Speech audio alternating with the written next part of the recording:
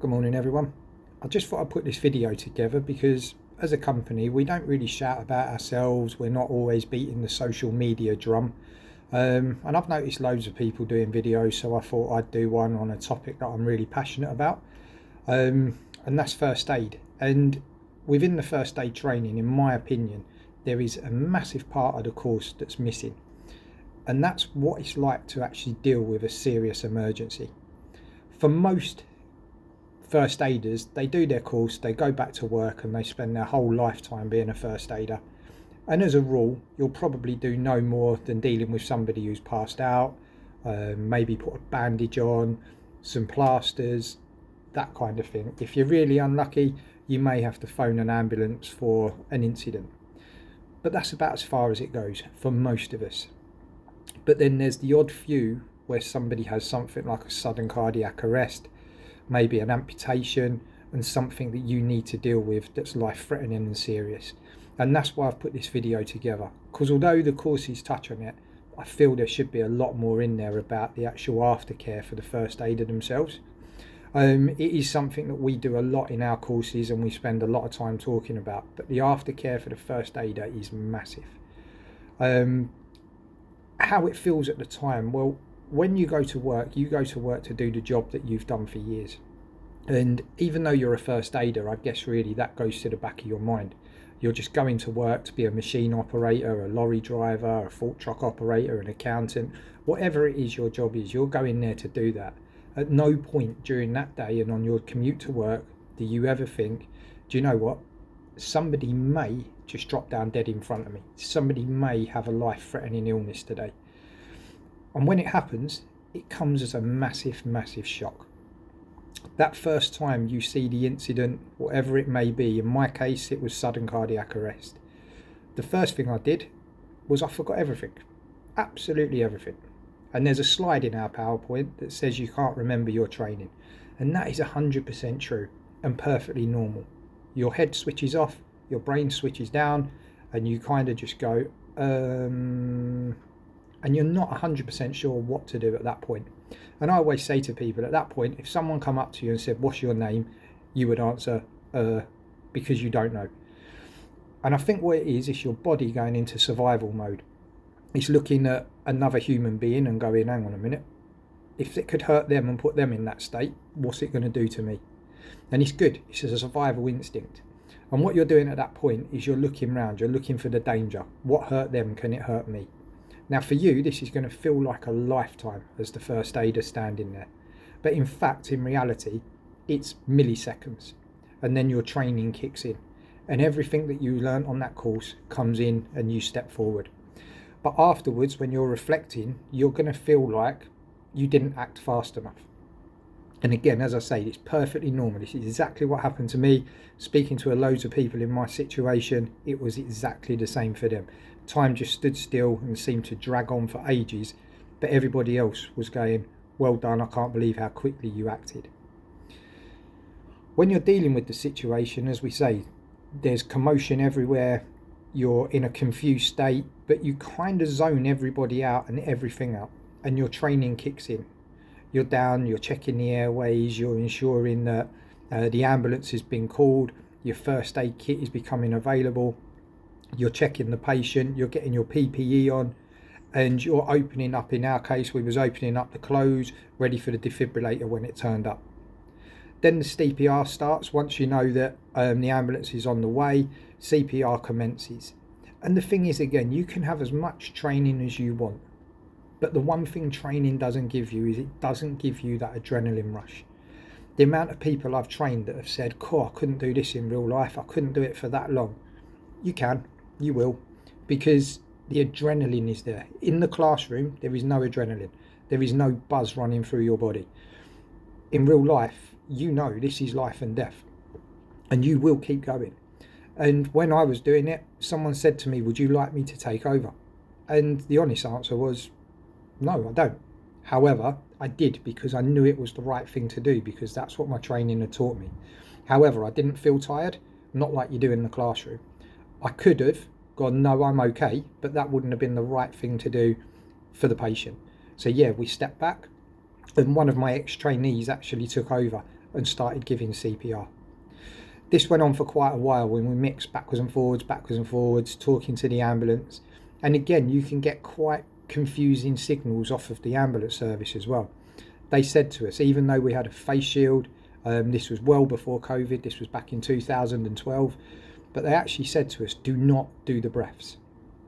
And I said, I'm a qualified first aid instructor, I have a mask. And they said, do not do the breaths. As far as I'm concerned, they're the professionals. That is recorded. We didn't do any breaths. They told us not to do it. We didn't do it. We just done the compression only CPR. And me and Kelly, the ex-student, we started going backwards and forwards, taking it in turns. And then after about 10 minutes or so, a member of public actually helped out as well. So there was 3 of us taking it in turns, backwards and forwards. There was no bravado, there was no macho-ness. It was just doing what was right for the patient. The ambulance service arrived, they defibbed the man, he come back, he went, he come back, he went, and eventually they got him stable enough to put him on the ambulance and take him to hospital. Now, this is where it really kicks in my opinion, for the first aider, because everything is about that patient, absolutely everything, and rightly so. But then it's done, and everyone's gone, and you're left on your own with your thoughts. And nobody, if I'm being honest, nobody really cares. That's probably a bit harsh to say no one cares, but that's how it feels. There was nobody asking, are we okay? Nobody putting our arm around us to give us the cuddle. Nobody even took our name or address just in case they needed any information. It was just a case of, get back to what you're doing. Now, I find that really, really strange, because that's a big life-changing event, not just for the patient, but for the first aider as well. Like I say, it's not something we ever deal with. And there we are. And basically, we went back to work and just cracked on with our job. Now, as it happens, for that day, it was a truck fest and there was a stall, and we was actually promoting first aid, which was a bit weird, but yeah, that happened. And then it got even worse. I obviously phoned my family. I phoned my girlfriend and told her, and she was obviously very proud. So was my mum, my dad. Everyone was really proud of what we did, and I was good with that. I was good with my family because they know how to talk to me, they know how I react, and they know how I feel at this point. However, it was the people around you coming up saying things like, hero. No, I'm not. Brave. No, I'm not.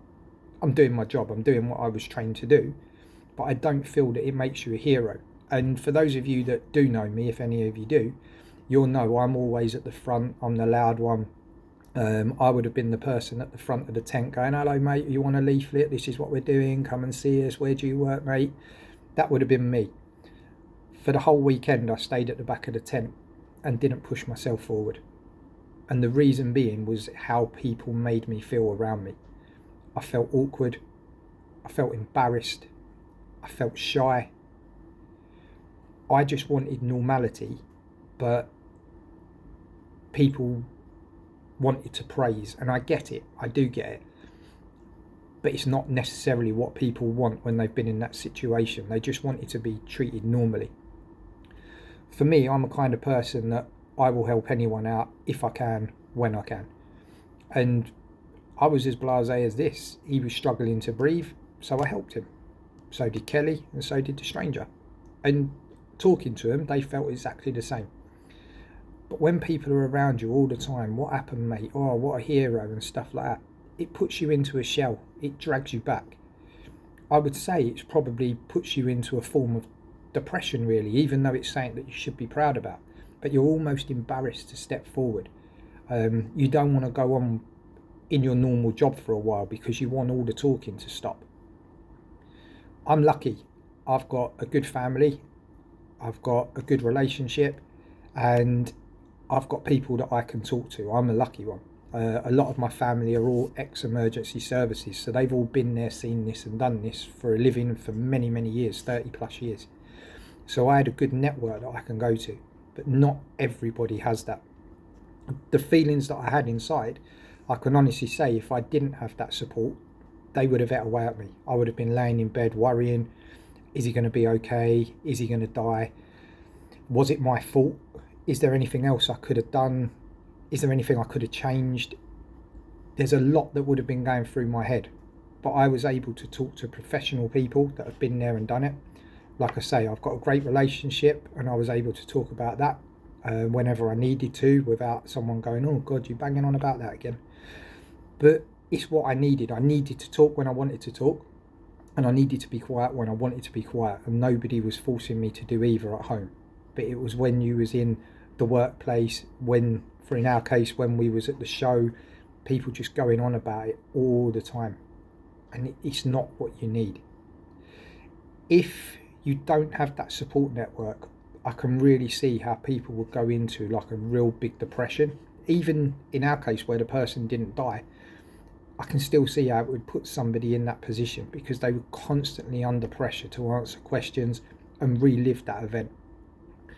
I can see how it will cause stress, because again, you're constantly being made to relive that event. And in worst case scenarios, I can see how it will cause some form of PTSD as well. Again, because of constantly being made to relive the event. What people need is people need normality. People need maybe a bit of time to themselves, and they just need to know there is people there that they can talk to. Maybe a workplace first aider, maybe friends, maybe the boss, but people that they can talk to. A few weeks went past and we found out that the patient was okay, that he was going to live, and once he was released from hospital, we got a phone call from his wife to say thank you for everything that we did. And I started to get worried, and I started to feel like, oh, please don't say he wants to meet us or anything like that, because I did not want to meet him. The reason I didn't want to meet him is because, if I'm being honest, I had nothing to say. It was done, it was dusted. What more can you say? I felt it would have been very awkward, and luckily she turned around and said, my husband wants to say thank you, but he doesn't want to meet you. And for me, that was a big relief. If he'd have said he wanted to meet us, I would have gone ahead, I would have done it for his recovery, but I can honestly say that worried me about having to meet him. Again, not everybody wants to do that. I'm not, it sounds a bit weird now because I'm in front of the camera talking to you guys, but I'm not a limelight person. As I say, it was a job, I've done the job, that's it, move on to the next one. It doesn't need to keep going on and on and on like a lot of people try and make it. And for me, going to see him would have just been reliving the whole thing again. In my training, it doesn't matter whether it's first aid, forklift, mental health, whatever it may be, health and safety, I use this thing called the person in the mirror. In first aid, you get a lot of watchers. A lot of people watch what you do and themselves don't do a lot. But a lot of people will comment on what you did or what you didn't do in their opinion. Again, I'm one of the lucky ones where I was born with extremely thick skin. And I always say to people, as long as you can look in the mirror and you're happy with your performance, you're happy with what you did and how you treated it, that's all you can ask for. What you've got to remember with things like CPR, according to the statistics that we use in our PowerPoints, there is a 90% chance that outside of hospital, CPR probably won't have the best outcome. Outside of hospital, sudden cardiac arrest has a 10% survival rate. When you're doing this, you are giving that patient the best chance that you can to survive. Whether they survive or not, realistically, is out of your hands. All you can do is do your best. You've got to be able to look in the mirror the next day when you're doing something that I can't do, which is brushing your hair or something like that. But you've got to be able to look at yourself and say, I did all I can. If you stick to your training, you stick to what us or whoever your training provider is tells you to do, you will be able to look in that mirror. When you go to work, you're possibly going to hear people talking about you, talking behind your back, oh, they could have done this, they could have done that. But the reality is, them people didn't do a lot other than comment on your performance. You need to be happy with what you do and stick with it. And as long as you're happy with what you've done, it doesn't matter what other people say. Have your circle of friends, but know there is a place where you can go and talk. Now, whether that be a mental health first aider at work, your boss again, whoever it may be. When you do courses with us, I always end by saying I'm one of the lucky ones. I've got a family and friends that I can rely on. If you guys don't have that and you need someone to speak to, you have our phone number, you can pick the phone up and you can talk to me. And I offer that to every candidate that I train in first aid.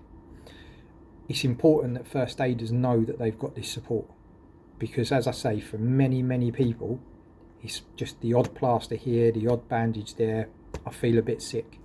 But then all of a sudden from somewhere, something big happens and it's life-changing.